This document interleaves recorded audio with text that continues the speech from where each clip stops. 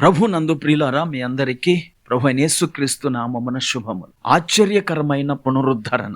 లేవియ కాండము 6వ అధ్యాయము 5-6 వచనాలలో ఎవరైనా ఒక వ్యక్తిని మోసగించినా, బలాత్కారముగా సొత్తును లాగుకొనినా లేదా అపహరించినా, అతడు దొరికిన తరువాత మూలధనముతో పాటు 5వ వంతు చెల్లించాలి అని ధర్మశాస్త్రం తెలియచేస్తుంది. అంటే అతనికి పోగొట్టుకున్న దానితో పాటు 120% అధికంగా వస్తుందన్నమాట. ప్రియులారా, ధర్మశాస్త్రములో దేవుడు నిర్ణయించిన విధానాలను బట్టి మన జీవితంలో మనము పోగొట్టుకున్న వాటి విషయములో ఆయన అలాగే చేస్తాడు. మన దేవుడు మనలను పునరుద్ధరించు దేవుడు. మన ఆరోగ్యాన్ని పునరుద్ధరిస్తాడు.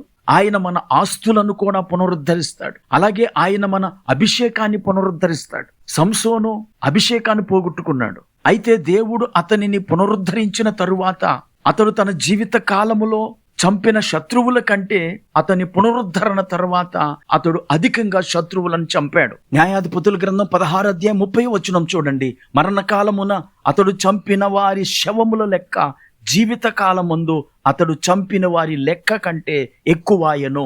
అనగా దేవుడు పునరుద్ధరించిన అభిషేకము ద్వారా అతడు చంపిన ఫిలిస్తీయుల లెక్క అతడు జీవిత కాలమంతా చంపిన ఫిలిస్తీయుల లెక్క కంటే ఎక్కువంట. అనగా దేవుడు ఎక్కువైన అభిషేకాన్ని సంసోనుకిచ్చాడు. అంటే మన దేవుడు అధికముగా పునరుద్ధరించు వాడై ఉన్నాడు. యోబు పునరుద్ధరణ మనము చూచినప్పుడు అతడు 2 పొందాడు. ఈరోజు అనేక మందిని సాతానుడు మోసగించి వారికున్న అభిషేకాన్ని దొంగిలిస్తున్నాడు, వారికున్న ఆశీర్వాదాలను దొంగిలిస్తున్నాడు.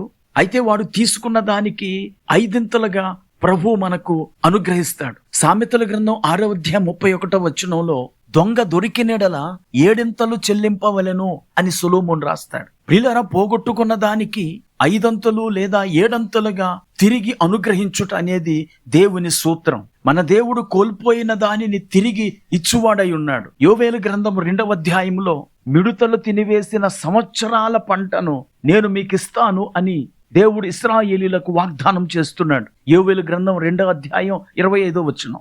ఈ మాటలు వింటున్న ప్రియ స్నేహితులారా, మీరు సమాధానాన్ని పోగొట్టుకున్న వారుగా ఉండొచ్చు, ఆరోగ్యాన్ని పోగొట్టుకున్న వారుగా ఉండొచ్చు, ఆశీర్వాదాన్ని అభిషేకాన్ని పోగొట్టుకున్న వారుగా ఉండొచ్చు.